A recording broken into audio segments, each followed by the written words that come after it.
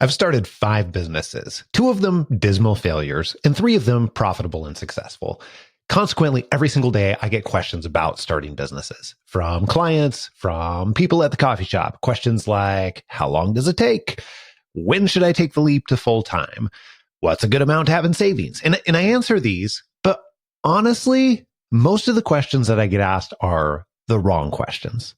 On this episode, I give you better questions to ask when you're interested in starting a business on the side and potentially taking it full time. And more importantly, what most people never think to ask.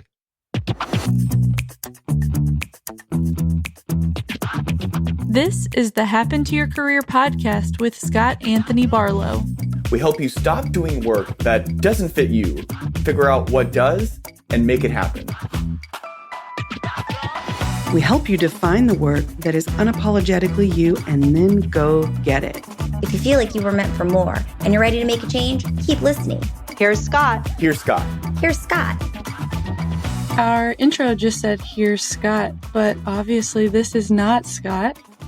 This is Samantha, the content manager here at Happen to Your Career.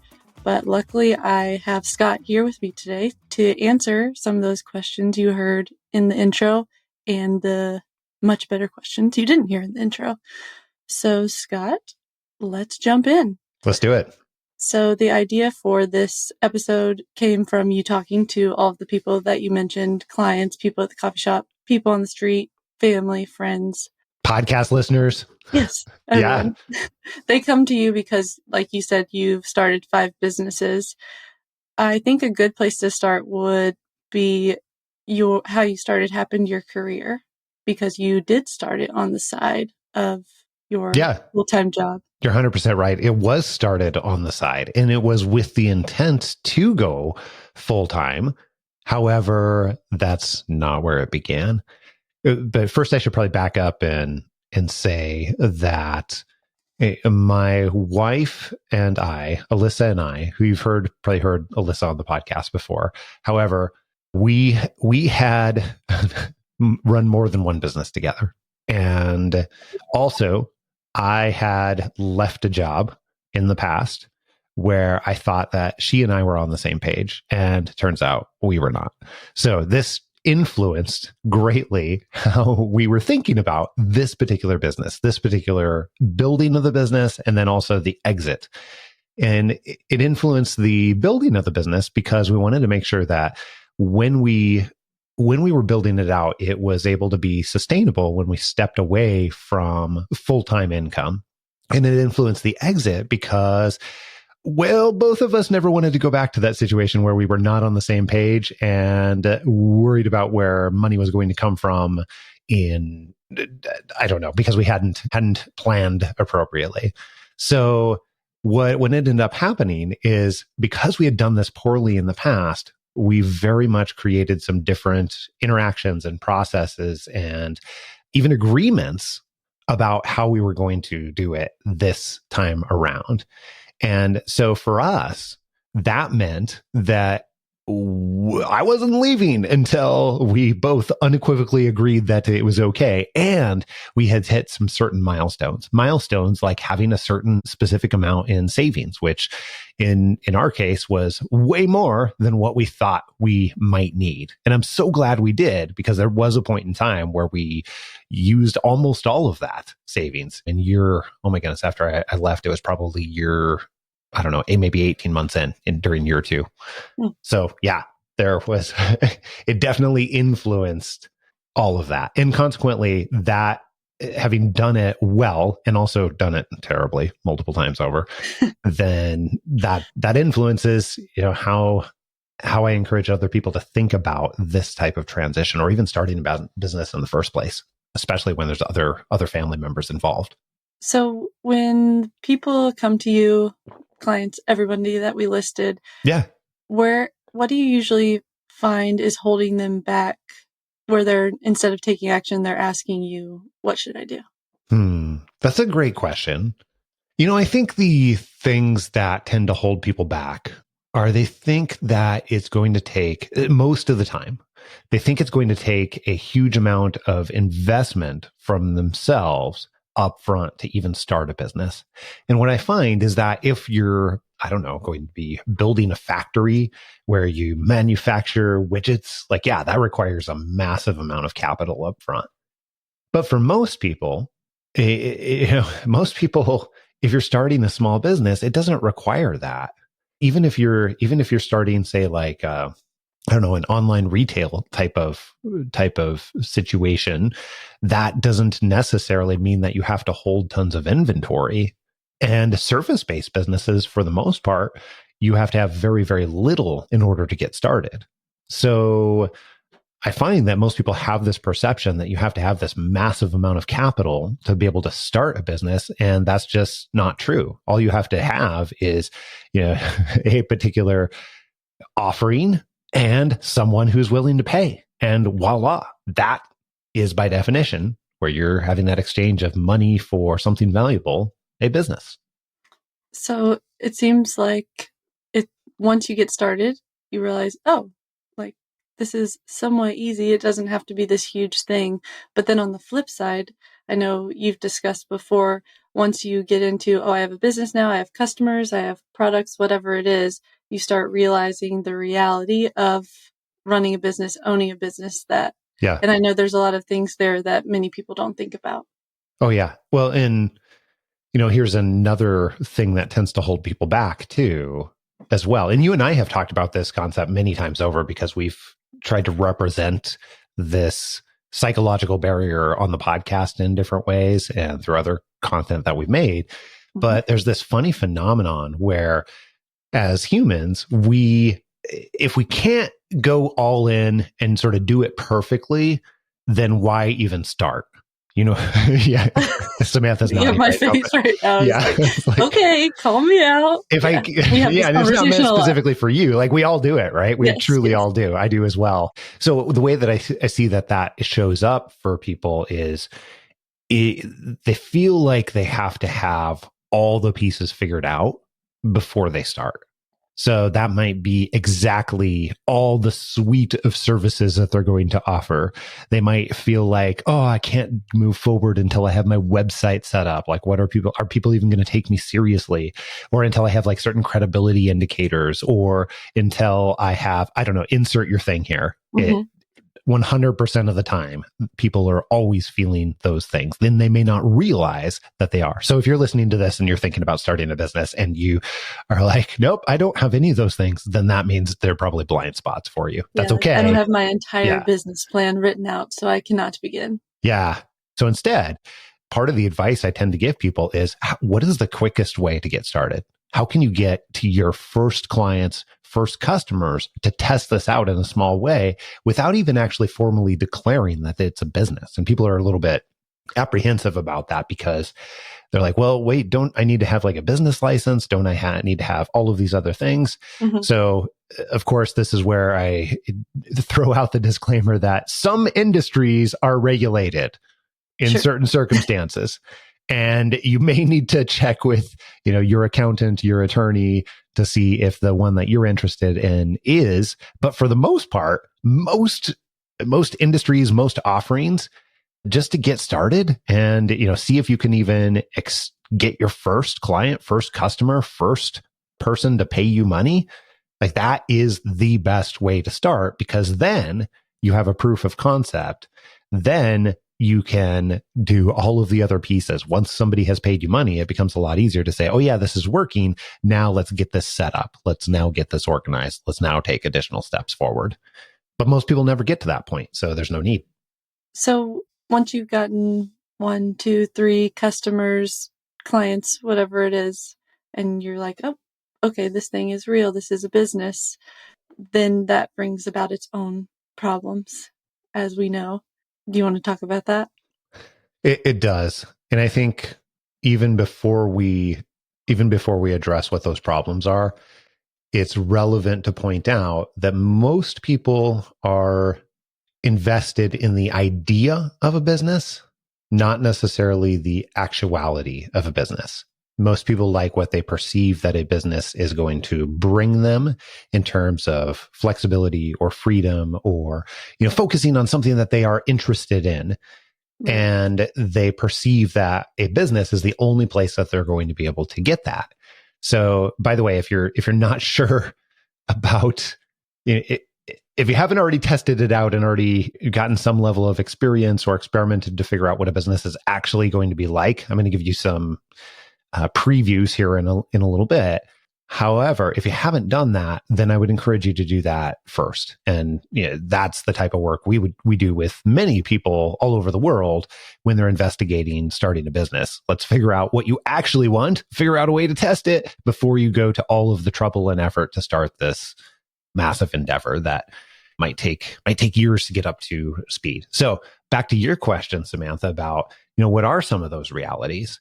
I think it's probably important to point out that starting and running and operating a business is one of the largest learning curves a person can ever go through. And we were joking about this yesterday. It can be comparable to raising not like one child or two children, but even a herd of children. It can be comparable to doing that.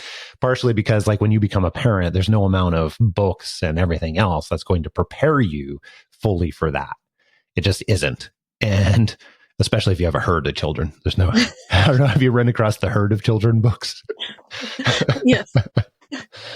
Anyhow, starting a business the reason for that is because it requires so many different skill sets. Sometimes it's technology, sometimes it is finances and taxes and operations and service delivery and marketing and sales and all the things that you have to learn to make all of those work together in one way or another. And so I think an interesting thing that tends to happen, everybody's seen this situation over and over again, where somebody who really loves a particular topical area, like they're a craftsperson, or they love making blankets, or they are really good at golf, and then so they want to run a blanket business or a golf business or whatever else. The person who is good in the one area and then now has to figure out all of those other moving pieces, the tech and taxes and everything else that we just mentioned a moment ago. And so people underestimate what that is going to require by not a small amount, by a long shot, every time. And the bigger the business gets, as you are developing it, if one piece is working, then you're sort of thrust into the other pieces, having to figure out like, now I have sales in multiple states and those require different sets of taxes. And I didn't even know I was going to have to become an expert in taxes. I don't even like taxes. And so these are the pieces that people tend not to think about in one way or another. And I actually personally love putting together all of those pieces. I love the individual challenges of it. But if you don't love it, it can turn into something that is not fun and not desirable. And that sort of sexy idea of having all this freedom in an area that you are excited about having a business in can disappear really quickly. So all that to say, if you are in fact really truly interested in all those pieces of running a business, starting simple is key. Starting with the smallest, easiest way to begin truly is key, because it's easy to overcomplicate. It kind of reminds me of the situation we see a lot where an amazing salesperson gets a promotion to sales manager. Oh, yeah. Like, oh, that's such a good parallel. I really loved sales and now I'm not in sales. I'm managing salespeople, or insert the industry in the role. So many people want to start their own business because they love what they do so much, but don't recognize that a business is marketing and sales and taxes and everything you listed. So it reminds me of that.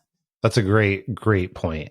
And so you and I have even had those conversations about because we have so much work here that you could dip your hands into all kinds of things. And you have. However, that doesn't necessarily always mean it's a great thing. And we even had that conversation. It's like, hey, would you want to lead a portion of a team or an entire team or anything else? And it's not always the right decision automatically for someone.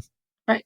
So what would you say to someone who wants to start their own business because they love, I guess, their current side hustle or whatever you would call it, their passion project that they've been doing for a while, but is nervous about those other parts? That's a wonderful question. And I think that one of the things that we teach over and over again, and it's probably not going to be a surprise if you've listened to very many episodes of Happen to Your Career, that if you choose to set up useful experiments that are going to give you insight, real world insight into what that's going to be like, then it allows you to make better decisions about moving forward. So just quick example of that. Let's say that you've never had experience with managing finances for a business. Then there's some simple ways that you might be able to set up that experiment. You could go take an online class. There's a lot of them that are even available for free or a small amount of money. You could go and shadow a small business owner and say, show me how do you run through QuickBooks? Or you could go and you could talk to an accountant and pay an accountant a small consulting fee in order to say, sit down with me and let me ask you a variety of questions about what this is actually going to be like. And so all of those are different forms of experimentation. Another way that you could do it is you could go out and literally get your first client or first couple of clients and first couple of customers, and then try to run through all of the finance tracking in a small way and see, do I want more of this? Do I want to go deeper in? And if the answer is no, when you have very, very limited finances coming in and limited finance tracking, then you might have your answer. Okay, if I'm going to build a business, then I need to find somebody else to take care of this. Or I really have no desire to do anything beyond beyond the craft portion of it.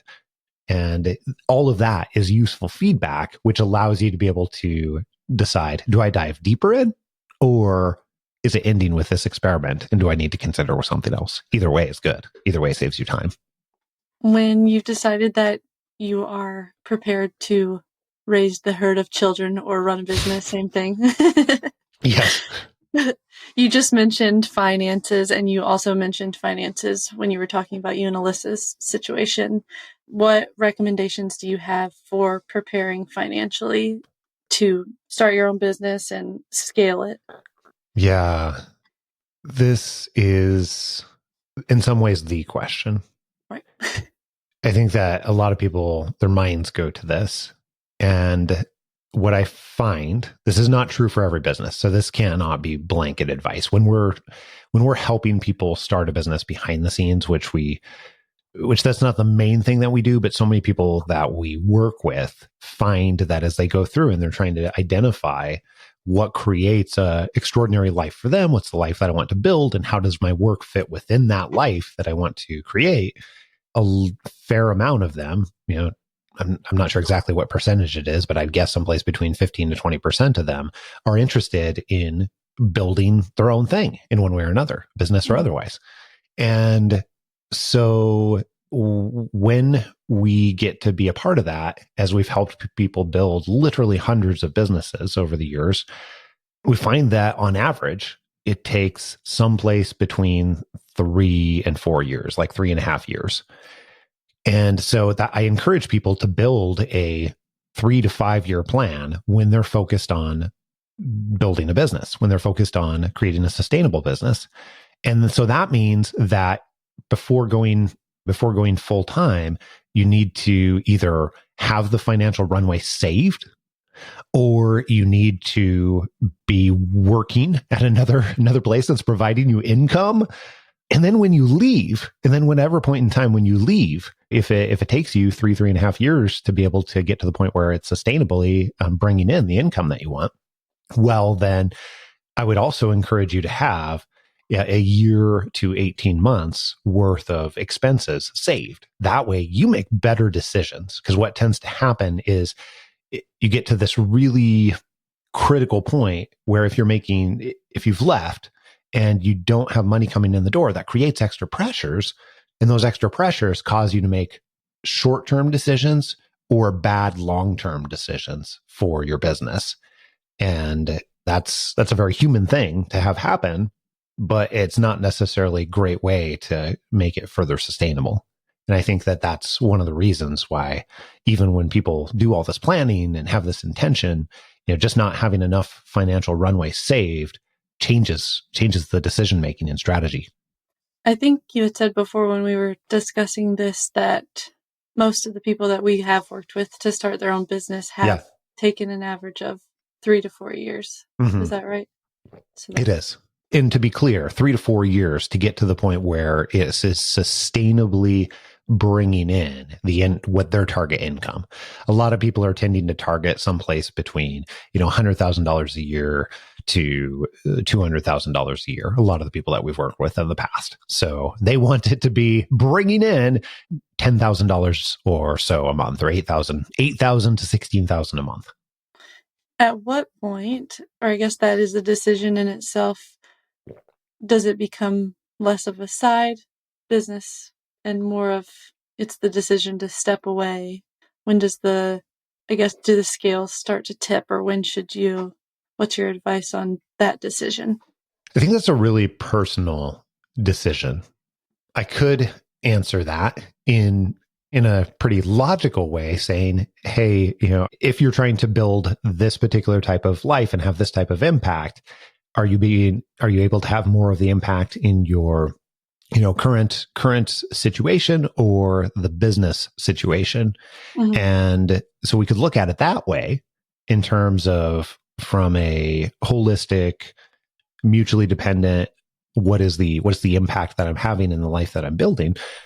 But also another way to look at it would be to say that how comfortable am I with shifting to 100% of the income is reliant upon me in a very, very different way than working with somebody else, whether it's a employee relationship or a contract or whatever your current situation is. And that's something where the shift is never going to be fully comfortable, but instead it's about what pressures is it putting in place for you.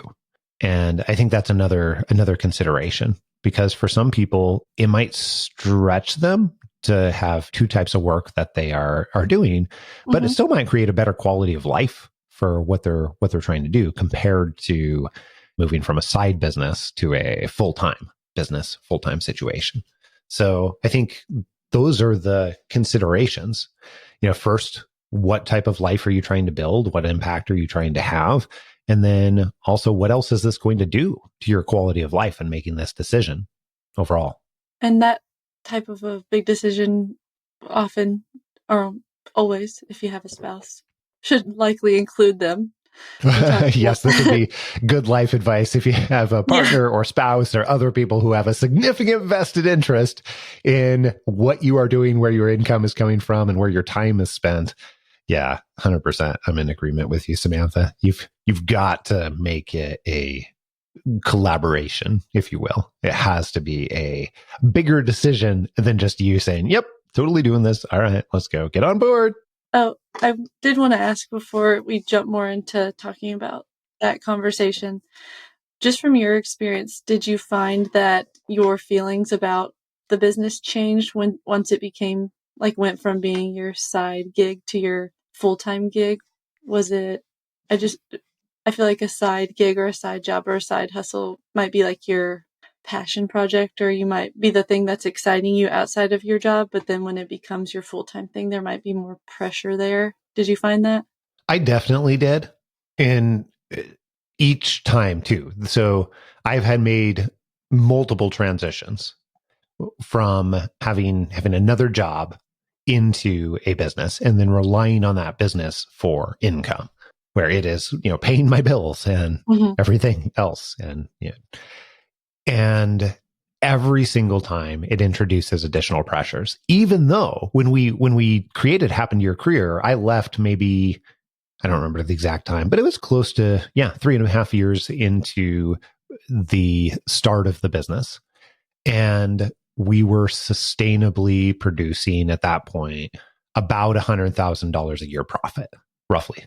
I knew that I wanted to have a team from the beginning, so we had quite a bit more revenue than that. But but that was part of how I wanted to build the business. And that said, even though Alyssa and I had still set aside a pretty good chunk of money and savings for if and when things went wrong, it still creates additional pressures that you just don't think of.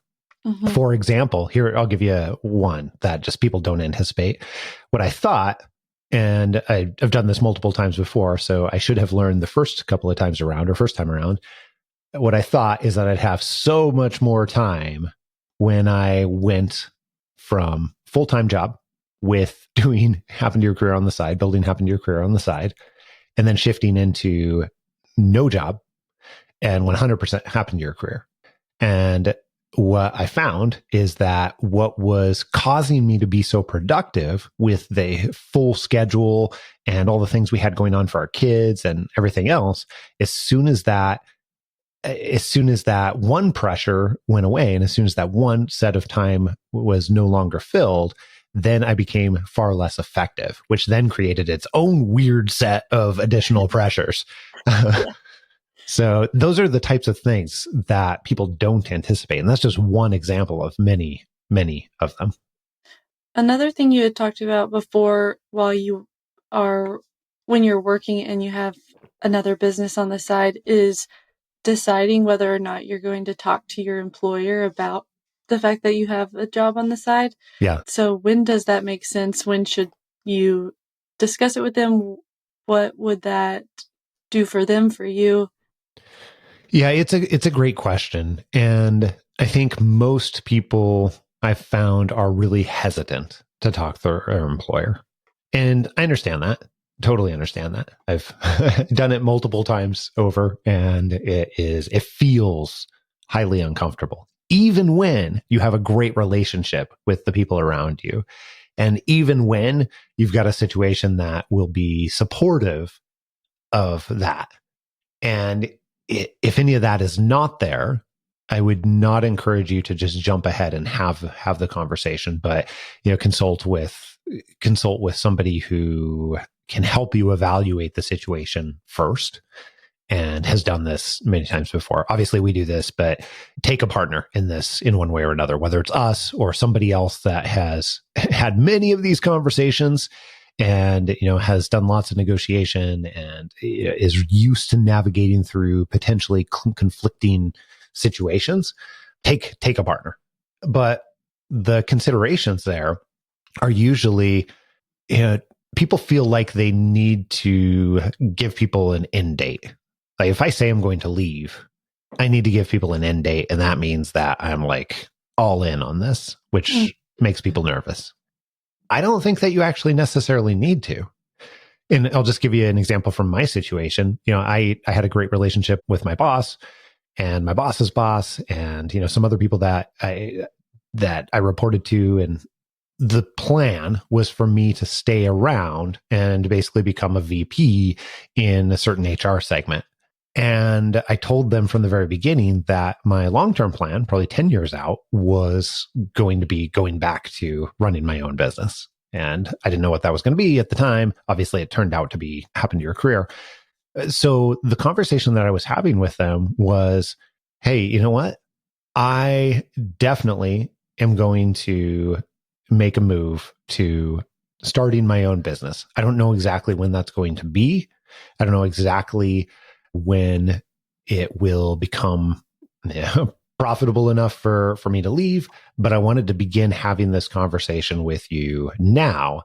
That way we can plan accordingly, because what that does mean is I probably will not head down the VP track. I don't think that makes sense to you. And I want to make sure that I'm setting you up for success. And also what that means is I'm not jumping ship. Like I'm not jumping ship tomorrow. This could be years in the future. And I want to make sure that we are both on board so that we can plan accordingly here. So that was what the first initial conversation looked like. It was really similar to that, and reassuring my boss that even though my plans had changed slightly, nothing really had actually changed. I'm still there. I'm still all in. And that's the type of conversation people might have at first. Again, this is a negotiation type of conversation. So take a partner. Don't just go and have this conversation.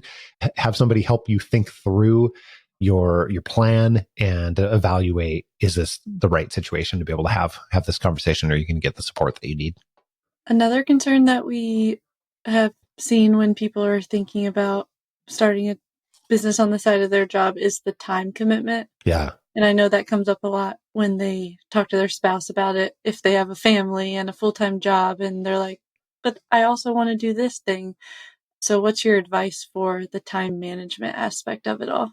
Well, I think this really goes back to what you mentioned earlier, where if you have a spouse or partner or family members, like, they have to be on board. And this can't be a single decision by you. It has to be a collaborative decision. And that means that you're going to have to be clear with yourself, first of all, about why this is important to you. And then you're going to have to be able to articulate that to your partner. So when you go and have that conversation, it can't be like, hey, I want to start a business and I really want to leave 12 months from now. Because what your partner's going to hear is, oh my goodness, all our income is going to disappear 12 months from now. Mm-hmm. That's not particularly helpful to either of you.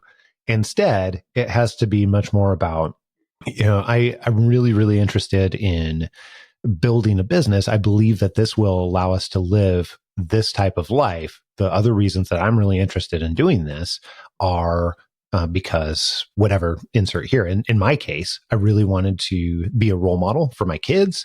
I really was interested in allowing Alyssa and I to build a situation that allowed us to be able to travel in a way that, we couldn't otherwise. And now there's many jobs that will allow you to. It doesn't require a business to be able to do that. But for us, it really was the right thing because we wanted to be able to have the flexibility to build other businesses too. And so when I was having that conversation, the time that I did it well, it was much more about I'm committed to figuring out with you, in this case, Alyssa, what that looks like, how much money we would need to have in place, what would make you comfortable for that type of transition, how we can do this well as a team, essentially, as opposed to me just leaving. I'm not interested in that at all. So maybe I'll turn your normal question back around on you. If there's someone out there that is thinking about wanting to start their own business while they're still working full time, what advice would you give them for maybe taking the first step or how to start thinking about it differently? How would you summarize just some advice for that person? Figure out why you want to build this business, and then determine, does that actually need to happen with a business? And I think that's step one. Once you determine that, no, I really actually am interested in building a business and not just the idea of a business, then I think step two is, what is the quickest way that I can get to customers? What is the quickest way I can actually go and test this out and create an experiment to determine, am I going to like this? Is this going to function in the way that I think it's going to function? How will I be able to navigate through the challenges that are likely to pop up? And what are even those challenges? How can I investigate this? So putting together a series of small experiments. And a lot of times the easiest way to do that is just getting your first customer in a very, very small way. Great advice. I think it's interesting just from listening to you talk about this over the years and today, that it seems like there's kind of two buckets of people that we find. There's someone who is very passionate about something that they're doing. Maybe it's like knitting and they're like, maybe I should turn this thing I love into a business. And then there's a lot of people that come to us and are like, I've always wanted to start a business. I've always wanted to be a business owner, but I'm trying to figure out what I should do. So I guess is that advice the same for both of those buckets of people, or does it change at all? I think it is the same. I think it looks different. The types of experiments you might be running look a little bit different. Now, for people who are in the United States, our tax code is heavily slanted to where it's advantageous for business owners. I feel like anybody who makes more than $60,000 a year should probably have a small business under their name. and, just do one or two transactions or something a year because it's so beneficial on taxes. And this is another situation where I say, go talk to your accountant to figure out specifically. But in general, that becomes a pretty big advantage, at least in the United States, not always the case in other countries. And that said, to go back to your question, I really do think that the full scale developing of a business requires getting a little bit deeper in whatever way makes sense to see what it's actually going to be like. And then wading even a little bit deeper beyond that. When people initially start to wade in, it gets them more excited. And until they encounter something that is really hard for them, then that's where they can evaluate. Like keep wading in deeper until you encounter something that is truly more difficult for you or that you have to overcome. And that should give you some better feedback about, is this something that I'm willing to work through? Because those challenges will pop up, even more so when you are relying on any kind of income.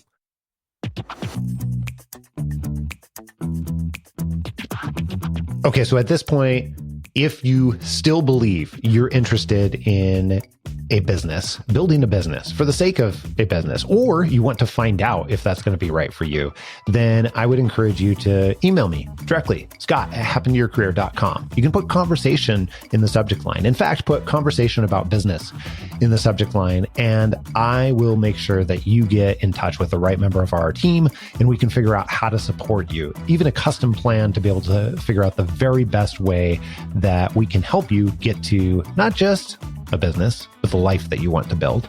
All right. Here's what's coming up next week, right here on Happen to Your Career. When you first consider a career change, it's impossible to predict all the obstacles that could get in your way.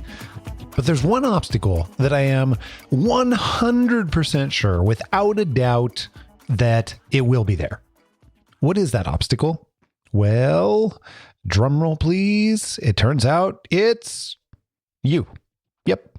The biggest obstacle standing in the way of your ideal career is you. Your indecision, your doubts, your overthinking, your tendencies, your procrastination, your comfort zone, all of it. It's keeping you from what will likely be the best decisions for your career and your life. All you have to do is just get out of your own way. All that and plenty more next week right here on Happen to Your Career. Make sure that you don't miss it. And if you haven't already, click subscribe on your podcast player so that you can download this podcast in your sleep and you get it automatically, even the bonus episodes, every single week, sometimes multiple times a week.